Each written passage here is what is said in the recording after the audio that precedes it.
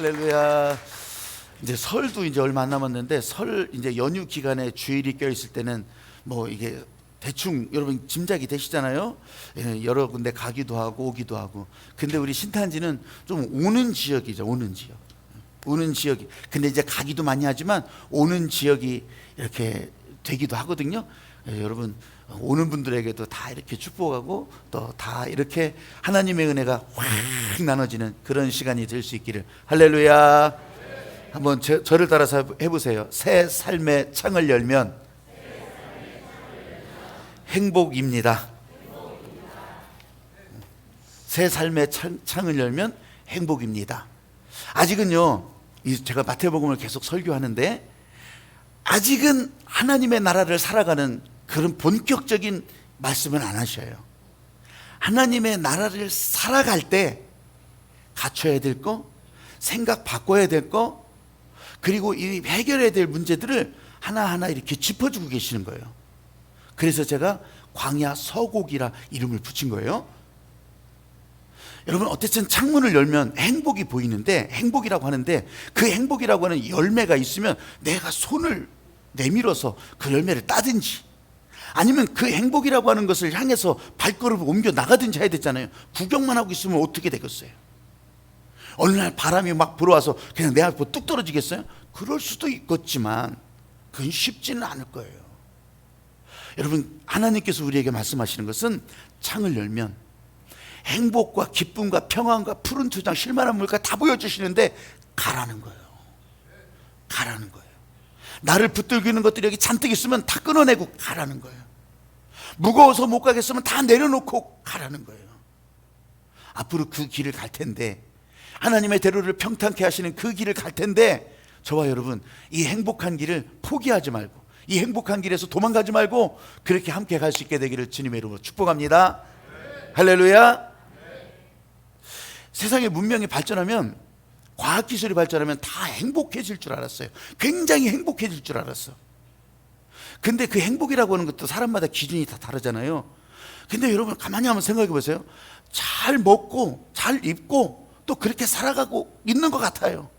근데 그렇다고 해서 또 다른 행복의 다른 쪽이 동일하게 그렇게 우리들에게 다가오느냐? 그런 건 아닌 것 같아요. 그런 건 아닌 것 같아. 왜냐하면 기술이 발전하고 살림살이가 더 좋아지는 것 같은데 다 몰라. 더 사람마다 더 개별화되고, 옆집도 몰라. 몇십 년을 살아도 몰라요. 저기서 이 사람이 죽었는지 저기서 저 사람이 죽었는지 몰라. 그러니까 그 모르는 일들을 지금 정부에서 이제 동사무소나 이런 데서 아예 오죽하면 이 고독사 방지를 위해서 그렇게 노력을 하겠어요? 나는 그때 그 배달의 민족 그 김봉진 대표가 정말 그 하는 일, 그 목사님이 시작한 그 일을 김봉진 대표가 내가 하겠습니다 그렇게 하면서 시작해서 진짜 배달의 민족, 야 놀랍죠. 4조 8천억 원에 진짜 이 손바닥 하나를 그렇게 팔았다고 하는 것이 놀라운 일이죠. 놀라운 일. 그런데 그분이 지금 계속 그런 일 하는 거잖아요. 어르신들 이 안부를 묻는 우유 배달, 어르신들의 안부를 묻는 우유 배달. 그게 한 달에 5억씩 들어간다고 그러죠. 한 달에 5억씩. 이게 막 쫙 들어가는 거예요. 인건비서부터 우유에서부터 다 그렇게. 고독사. 지금도요, 하루에요, 연세가 많으신 분들, 65세 이상 노인들요, 지금 내가 잠깐 통계를 보고 왔는데 이게 정확한 숫자는 아닐 수 있어요. 11명, 하루에 11명씩 자살한다는 거잖아요.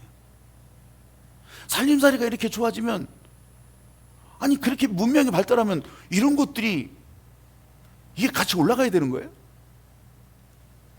여러분, 세상은 그렇단 말이에요. 세상이 주는 것들은 언제나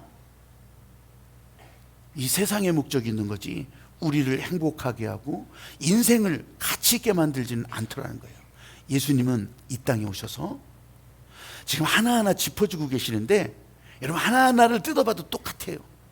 이거는요, 우리 인생을 향해서 가치 있고 복되고 쉴만한 물가 푸른 초장을 열어주시려고 그렇게 지금 말씀해 주시고 알려주시는 거예요. 여러분 생각해 보세요. 예수님이 우리 인생들을 다 그렇게 황무지처럼 모래알처럼 그렇게 만드시려고 이 땅에 오셨겠냐고. 그래서 십자가에 달려 피 흘려 죽으신 그 목적이시겠냐고. 아니에요. 예수님은 그게 아니에요. 하나님은 목적이 그게 아니라고. 우리 인생들을 행복하게 하시는 이 태초의 목적에서부터 시작해서 이 예수님을 통해서 잃어버린 행복을 다 찾게 하시고 그 길로 가게 하시는 이 마음이 분명히 있다고 하는 것을 오늘 말씀을 통해서 또 깨닫게 되기를 주의 이름으로 축복합니다. 한번 다시 한번 해봐요. 새 삶의 창을 열면 행복입니다. 그래서 오늘 첫 번째로 이제 성경을 읽어가면서 제가 말씀드릴 거예요. 말씀을 하나하나 이렇게 드릴 텐데 여러분 오늘은 그럴 거예요. 한꺼번에 다 읽진 않아요. 하나하나 읽어가면서 말씀드릴 때 여러분들도 그 마음을 따라갈 수 있게 되기를 주님의 이름으로 축복합니다. 다시 한번 따라해봐요. 예수님과 함께하면 행복해야 합니다. 자, 오늘 마태복음 9장 14절부터 17절까지인데 자 14절 읽어보세요. 시작. 바리새인들은 금식하는데 어찌하여 당신의 제자들은 금식하지 않느냐. 자, 잘 보세요. 아니 지금 금식을 해야 되는데 왜 당신의 제자들은 금식을 안 합니까? 이렇게 물어요. 오늘 전체의 내용은요 금식에 대한 논쟁이 아니에요. 금식을 했다 안 했다 이런 얘기 따지려고 하는 게 아니에요. 여러분 금식은요 하나님께서 직접 명령하신 법이 레위기에 다 있어요. 레위기에 금식이라고 하는 글자는 없어요. 근데 이 이스라엘 사람들은 거기에 레위기에 1년에 한 번 딱 대속죄일에 죄를 사해주는 날에 스스로를 괴롭게 한다. 이 말이 금식이라고 하는 걸 알아요. 이스라엘 사람들은 알아. 스스로를 괴롭게 한다. 그러면 내 안에 곡식을 딱 끊고 그렇게 자기 생명을 태워서 그렇게 하나님 앞에 준비한다고 하는 걸 안다고요. 예, 금식이란 말은 없어요. 그런데 나중에는 금식이 나와요. 사무엘도 나오고 다윗도 나오고 다 금식하면서 나와요. 이거는요, 여러분 스스로를 괴롭게 하시는 것을 이제 금식이라고 이제 그렇게 표현을 한 거죠. 했는데 이게요, 자꾸 금식을 하다 보니까 이게 하나님 앞에 하나님이 하실 일을 따라가는 순종하는 방편인데 그런데 이게 이상한 관습법이 돼버리는 거예요. 내가 이 정도까지 하면서 하나님을 감동시켜야 되겠다. 내가 이 금식까지 하면서 이러는데 하나님이 감동 안 하고 배겨? 이런 마음으로 금식을 하는 거예요. 근데 이게 세월이 흘러가면서 이게 관습법이 되는 거예요. 장로들의 유전이라고 해서 유대인들에게서는 이게 관습법이 되는 거예요. 여러분 이 금식의 출발이 뭐예요? 죄 용서 받기 위해서요. 죄 용서. 하나님과 연결됐다고 하는 것을 죄 용서로 확인을 하는 거예요. 근데요 예수님께서 이런 질문을 하는 이 바리새인들의 마음을 보는 거죠. 이것이 이렇다 저렇다 지금 왈가왈부 논쟁을 안 해요. 왜 금식했느냐 그걸 알려주는 거예요. 15절 읽어보세요. 15절 시작. 이르시되 혼인집 손님들이 신랑과 함께 있을 동안에 슬퍼할 수 있느냐. 그러나 신랑을 빼앗긴 날이 이르리니 그때에는 금식할 것이니라. 예수님과 함께하면 행복해야 된다는 거예요. 행복해야 된다. 신랑 대신 예수님이 지금 있는데 이 신랑과 함께 있는 친구들이 신랑과 함께 있는 사람들이 눈물 질질 짜면서 입을 막 이렇게 내밀고서 어이구 내 인생이 헛살았다 이게 이렇게 할 수 있겠냐는 거예요. 지금 예수님과 함께하면 예수님은요 하나님의 아들로 이 땅에 오신 분이요 죄를 사하는 권세가 있어요. 사람들의 인생의 출발을 다 새롭게 해주시는 권세가 있다고. 그렇게 해주시려고 지금 이 땅에 오신 거라고. 그러면 기뻐해야 되잖아요. 즐거워해야 되잖아요. 행복해야 되잖아요. 근데 그 예수님과 함께 있으면서 그냥 안 돼야 나는 인생이 그런 게 아니야 금식해야 돼 그렇게 하면서 무릎 다 깨고 막 기어가고 그렇게 하면서 흙을 뒤집어쓰고 그렇게 할 이유가 뭐가 있겠습니까? 그러지 않더라는 거예요. 예수님은 스스로도 금식을 하셨어요. 금식을 하셨어. 근데 그런 금식에 대해서 여러분 금식은요 범죄하는 일이 아니에요. 죄 짓는 일이 아니라고. 할 수 있어요 금식하는 것을. 근데 그렇게 해서라도 하나님을 감동하게 한다? 그거는 깨우뚱이지만 여러분 제가 진짜 문제가 되는 것은 예수님도 그걸 문제 삼았던 것은 그거예요. 니들 금식할 수 있다. 근데 못하는 사람들에 대해서 왜 비판하고 까대고 그러냐 이거예요. 이거. 지금 예수님과 함께 있는데, 나와 함께 있는데, 신랑 대신 예수님과 함께 있는데 행복해야 되지, 즐거워야 되지. 예수님은 그러면서 이제 예를, 다음의 예를 이어가는 거예요. 사랑하는 여러분, 이 신랑 대신 예수님과 같이 있을 때, 여러분 이 자리에 오는 것만으로도 여러분들은 교회에 들어오면서 행복하라는 이유가 바로 그것이에요. 아니 물론 마음 아픈 분도 있을 거예요. 이 아직도 마음이 클클한 분들도 있을 거예요. 아니면 진짜 풀어지지 않는 문제 때문에 고민을 가득 갖고 있는 분도 있을 거예요. 그러나 주님 앞에 왔을 때는, 여러분 주님은 바로 이 말씀을 따라갈 때 해결하시고, 이 말씀을 따라갈 때 새로운 문을 열어주시고, 이 말씀을 따라갈 때 우리의 몸도 건강도 우리의 연약함도 새롭게 해주신다고 하는 것을 진짜로 믿으시면 이 자리에 그 일이 역사된다고요. 나타난다는 거예요. 할렐루야. 이게 주님의 약속이에요. 이게 우리가 측정할 수 없는 하나님의 세계가 지금 이 자리에 현재로 나타나고 있다고요. 이걸 말씀하시는데 예를 두 가지 딱 드는 거예요. 하나는 생배 조각을 낡은 천 조각에 붙였을 때, 그때 예를 하나 들고, 하나는 새 포도주는 새 부대에. 이거는 뭐 세상 사람들도 많이 이용하더라고요. 새 포도주는 새 부대에. 제가 오늘 이 두 가지를 말씀드리면서, 오늘이 신천 임원 임명식이에요. 어쩌면 여기에도 이 연관이 돼 있는 그런 분들에게도 이게 하나님께서 주시는 마음은 더 채워지고 그러기를 바라면서 이 말씀을 드리는 거예요. 16절 읽어보십시다. 16절 시작. 생배 조각을 낡은 옷에 붙이는 자가 없나니 이는 기운 것이 그 옷을 당기어 헤어짐이 더하게 됨이요. 여러분 이 한 말씀을 보더라도 이게 뭐 다 이해하시는 거죠. 근데 여기에 이렇게 요새는 그런 일들이 많지 않으니까 이 천조각을 이 다 낡은 곳에 이렇게 무릎팍이나 이렇게 대기도 하잖아요. 예전에는 이게 아주 그냥 거의 학교 가면 이제 오래 입다 보니까 앞에다가 이렇게 대잖아요. 또 오래 가라고 가죽 대기도 하고 뭐 이런 거 하잖아요. 그러면서 이 옷 잘라서 여기다 갖다 대고 저 옷 잘라서 여기다 갖다 대고.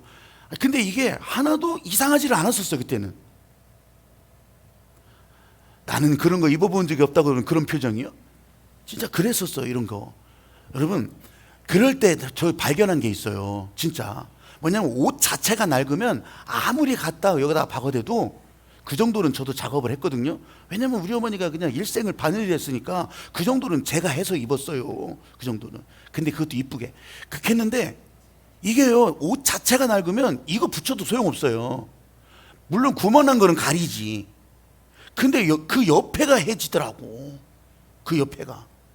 왜냐면 새 것은 아주 이제 신축성도 있고 다 그런데 낡은 것은 신축성이 없어요. 이게 새 것이 신축성이 있어서 어떤 데는 줄어들기도 하고 이렇게 하잖아요. 근데 옆에 낡은 것을 잡아당기니까 옆에가 틀어지는 거예요. 옆에가 해지는 거예요. 해지는 거.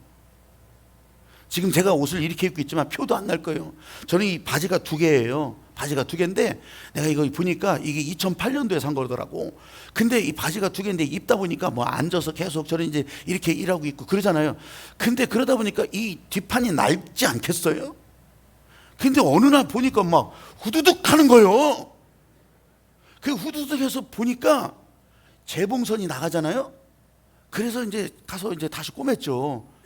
꼬맸는데 잘 꼬맸는데 튼튼하게 꼬매달라고 꼬맸어요. 한 2번씩 우리 세탁소 아줌마가 그냥 사장님이 다 그렇게 해줬어. 근데 다음에 또 후두둑 하더라고. 왜 그런가 했더니 그 옆에가 낡으니까 해지는 거예요. 그냥 해지는 거예요. 2개가 똑같아요. 그래가지고서 그렇게 박아서는 안 된다고 지그재그로 왜 짜집기라고 했잖아요. 막 지금 내가 안 보여줘. 이제 시장 그렇게 했어요. 그랬더니 여러분은 표시도 안 나지만 아주 튼튼하게 입고 있는데 지금 그 옆에가 또 낡아서 그렇게 하려고 그래.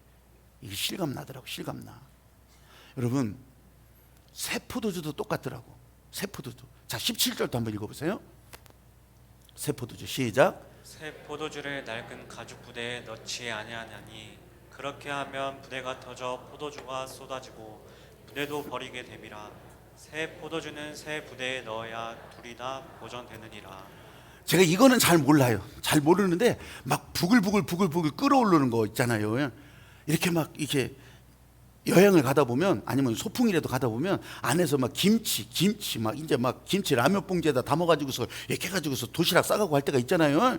그렇게 하면 이게 어떻게 돼요? 가면서 이게 막 부풀어 올라. 부풀어 올라서 이제 자기 그전에는 이제 커피병에다가 막 이렇게 해가지고 라면 봉지 소갈에 넣고 그렇게 해서 딱 잠그면 사실은 이건 문제가 없어.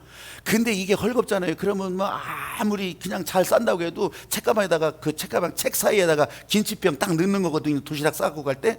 그러면 이게 막 부풀어 이게 잘 안 되면은 부풀어 올랐던 것이 어떻게 나와요? 이게 옆에서 이제 막 가방이 뭐 습절이 막 옆에 안아줘. 그럼 막 김치 국물 새 가지고서 막 이 버스 안에 막 김치 냄새에다가 막 거기다가 번데기 냄새에다가 막 다 아주 그냥 발효될 때 부글부글 끓어오르는구나. 팽창되는구나. 근데 이 낡은 가죽 부대에다가 다 낡은 가죽 부대에다가 이 새 걸 넣으면은 어떻게 되겠어요? 새 포도주를 넣어서 이제 한참 발효되면 부글부글 끓어오르면 그럼 낡은 가죽 부대가 터지는 거예요.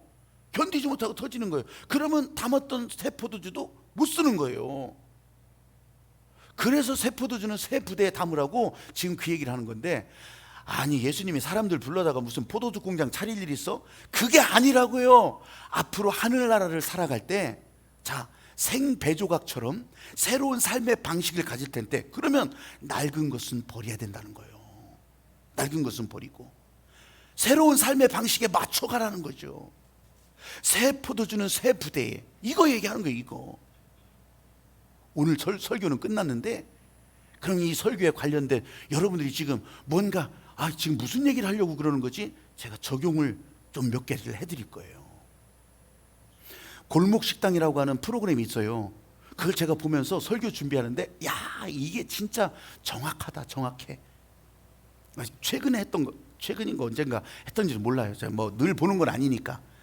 근데요, 그 골목식당이라고 하는 프로그램이 잘 안 되는 집, 잘 안 되는 상권, 그런 데를 찾아가서 잘 지도도 해주고 그래서 잘 되도록 만들어주는 거잖아요.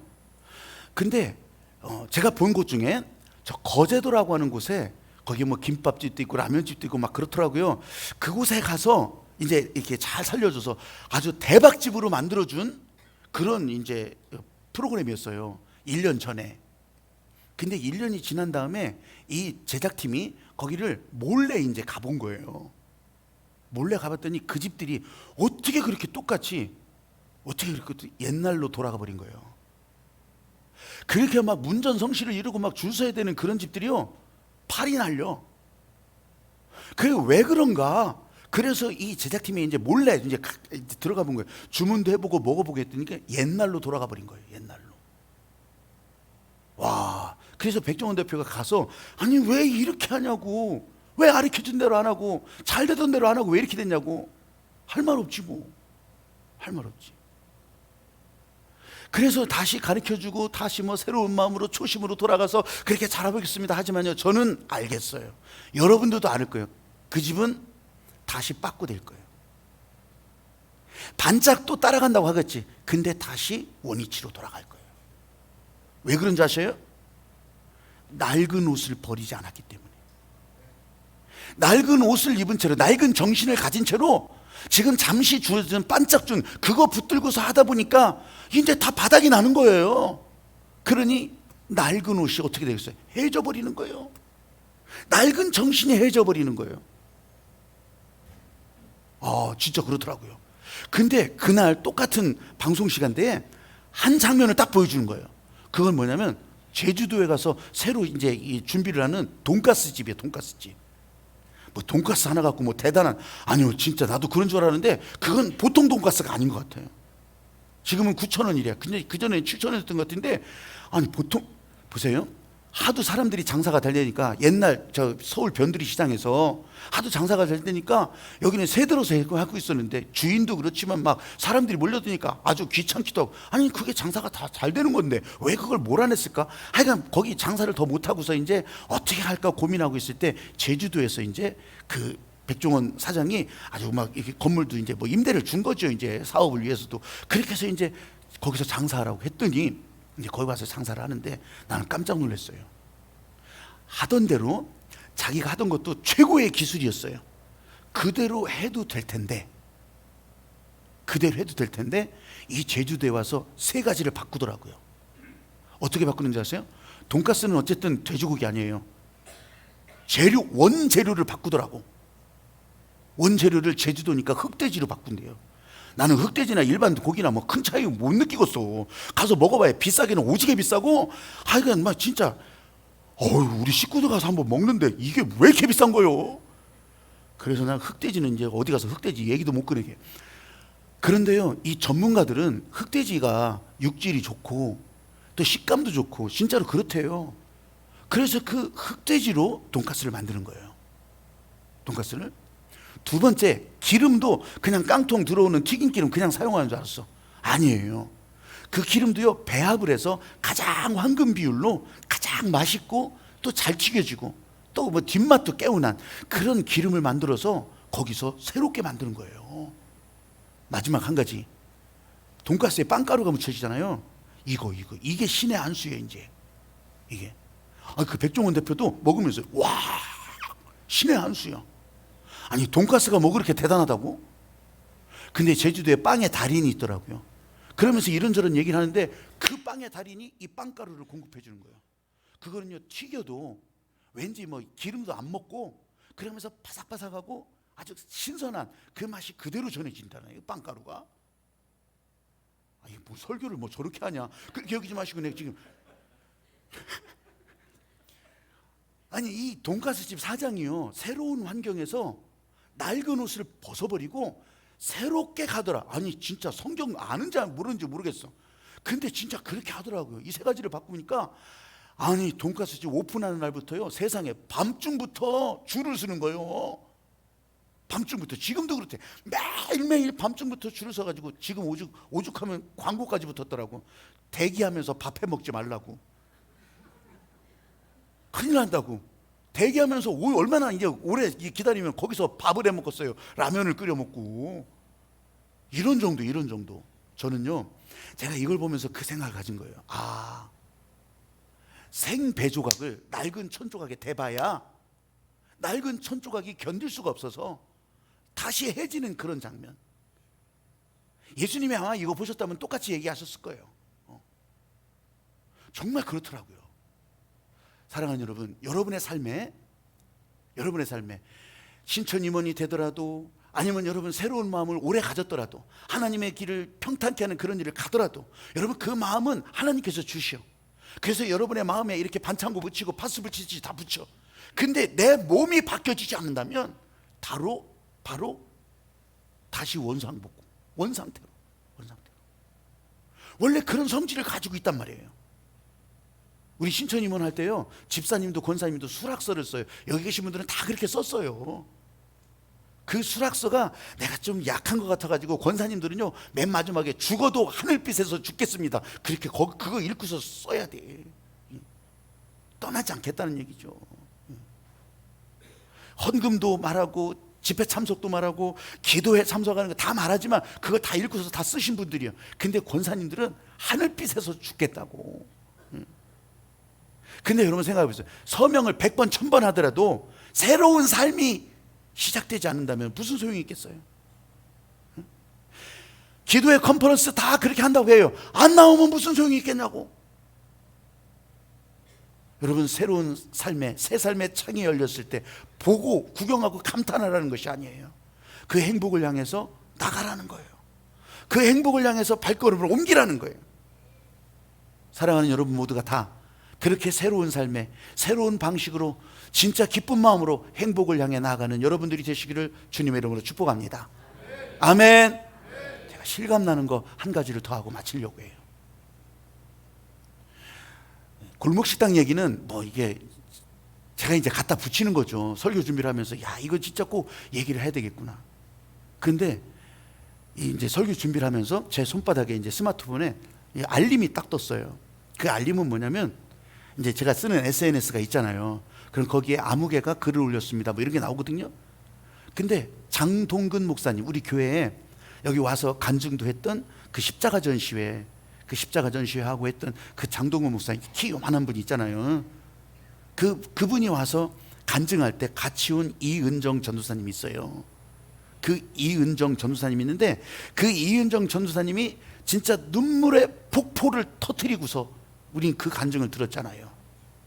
이 세상에 생각해 보세요. 이 여자가 동생들과 함께 이 창녀촌 쪽방에서 거기서 성장을 했잖아요. 엄마가 그 일을 하는 거예요. 창녀 일을. 그걸 보면서 손님이 오면 그 쪽방 문 걸어 잠그고, 애들은 속안에서 그 방 안에서 벌벌벌 떨면서 그렇게 성장했던 그 이은정 전사님이 고등학교 들어가서 수학여행을 난생 처음 바깥에 여행을 가는데, 갔다 와 보니까 나머지 식구들이 다 도망가 버렸잖아요. 혼자만 덜렁 그 집에 남겨진 거예요. 어떡하라고. 근데 그 장동근 목사님이 그 얘기를 듣고 이제 그 이은정 전사님을 딸로 받아서, 그래서 이제 한 집에서 공동 생활을 시작하잖아요. 그 사모님하고 둘이 우리는 아이 안 낳는다, 아이 낳지 않고, 그렇게 하면서 공동 생활을 시작하잖아요. 그때 그 이은정 전사님이 동생 얘기를 했어요. 우리 간증할 때 동생도 왔었거든요. 동생도 왔었는데 아직 이 공황이 풀리질 않아서 사람들 앞에 들어서 이제 서야 되는 이 두려움에 너무 질려서, 그래서 그 자리에서도 못 섰거든요. 동생 얘기를 했었어요. 그 동생이 어마어마한 아픔, 슬픔, 근데 그것도 한 달이 건너서 경험한 거잖아요. 아무리 언니라도. 근데요, 2020년 올해 1월달 신앙계라고 하는 잡지가 있어요. 인터넷에도 나와요. 저 신앙계 잡지 안에 이 이슬이가, 이은정 전사님 동생 이슬이가 간증을 썼더라고. 거기다가 저 간증을 썼어요. 이슬이가 이 새해에. 네, 저거를 읽으면서 장동근 목사님이 그 간증 내용을 적어놨어. 거기다가 다 눈물을 진짜 한 바가지 두 바가지. 와, 이건 진짜 생생한 이야기잖아요. 이 이슬이가.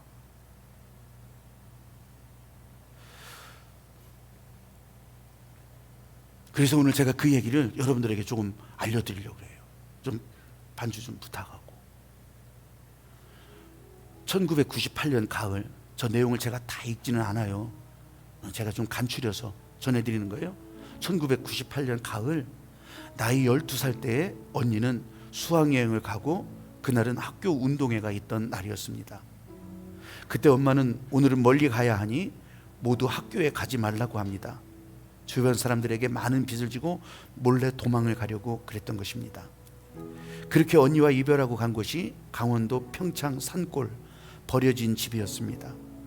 촛불을 켜고 개울물을 퍼다 써야 하고, 화장실도 없어서 대소변은 그냥 산속 아무 곳에서나 해결해야 했습니다. 더 기가 막힌 것은 그 집에 아빠도 엄마도 있는데, 그리고 엄마와 함께 살자고 들어왔던, 천안에서부터 들어왔던 깡패 남자, 그 남자도 동생들과 같이 살게 되었다는 것입니다. 엄마는 사람들에게 그 남자와 친남매가 아니라고 속이면서, 그리고 매일 술과 폭력. 아빠는 사람인지 돌덩이인지 뒷방에서 무관심으로 나 몰라라.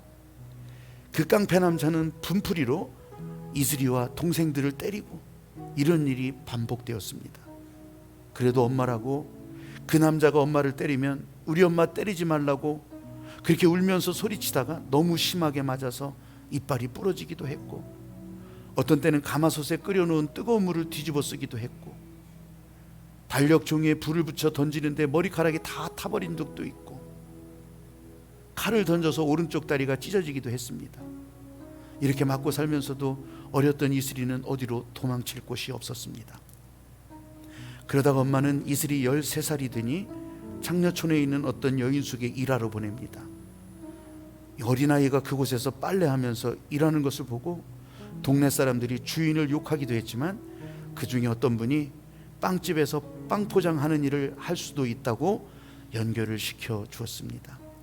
이곳에서 아침 6시 30분에 출근을 해서 밤 10시까지 일을 합니다. 한 달 월급 50만 원. 근데 월급 타는 날이면 엄마가 저기서 기다렸다가 그 돈을 가로채 갑니다. 그리고 그것으로 뭐 하겠어요? 또 그 남자와 술. 이슬이는 밤늦게 집에 들어가서 집안일도 다 해야 합니다. 기가 막힌 것은 엄마가 그 깡패 남자 사이에서 또 아이를 낳았으니 이 어린아이 치닥거리까지 다 해야 했습니다. 하루 종일 서서 일하는데 운동화가 다 떨어져서 운동화 하나 사달라고 해도 사주지 않습니다. 그래서 신발에 종이박스를 구겨서 구멍을 막아서 신었습니다. 이렇게 빵집에서 5년 동안 일을 합니다. 그러던 어느 날 헤어진 언니를 만납니다. 너무 눈물 나는 만남이었고, 태어나서 처음으로 자기 손을 붙잡으면서 울어주는 언니가 있었다고 하는 것이 너무 고맙고 서러웠습니다. 이슬이는 언니에게 그동안 살아왔던 이야기를 주섬주섬 하는데 언니는 계속 눈물만 흘립니다. 그리고 연락처하고 10만 원, 그리고 유태영 박사님이 쓴 나는 언제나 꿈꾸는 청년이고 싶다, 이런 책을 주면서 여기서 떠나고 싶다면 언제든지 전화하라고 말했습니다. 지금 살고 있는 전도사님에게 허락을 받았다면서 천안에 오면 언니와 함께 살 수 있다고 했습니다. 언니와의 만남 후에 마음이 흔들리기 시작했습니다. 언니가 준 책을 읽으면서 지금과는 다르게 살고 싶다는 소망이 생겼습니다. 새로운 삶에 대해 꿈을 꾸기 시작한 것입니다. 그런데 새로운 소망이 일어나는데 지금 이 환경에 더 머무를 수 없었습니다. 도저히 견딜 수 없는 폭력을 당하고 난 후에 어느 날 언니에게 전화를 합니다. 동생들이 눈에 밟히지만 엄마에게 잡힐까봐 가슴 졸이면서 천안에 도착합니다. 천안에 도착하니 언니와 전도사님 사모님이 기다리고 있었습니다. 그렇게 장동근 목사님의 딸이 되어 새로운 인생을 살게 되었습니다. 이전에는 하나님도 몰랐고 또 교회에 대해서 부정적인 생각을 가지고 있었지만 착하지도 않고 똑똑하지도 않고 아무 쓸모없는 자신을 사랑해 주시는 목사님과 사모님, 그리고 언니를 보면서 조금씩 예수님의 사랑을 알아가게 되었습니다. 새로운 소망이 지금 새로운 환경에서 자라기 시작했습니다. 가진 것도 없고 언니와 함께 할 수 있는 것은 기도뿐이었습니다. 매일 함께 모여서 하루 8시간 이상 기도했습니다. 새로운 환경에서 행복이라고 하는 것을 경험합니다. 새로운 은혜를 경험하면서 행복이 새 포도주처럼 부풀어 오르기 시작했습니다. 그러면서 기도하는 가운데 내가 지금 할 수 있는 것은 전도밖에 없구나.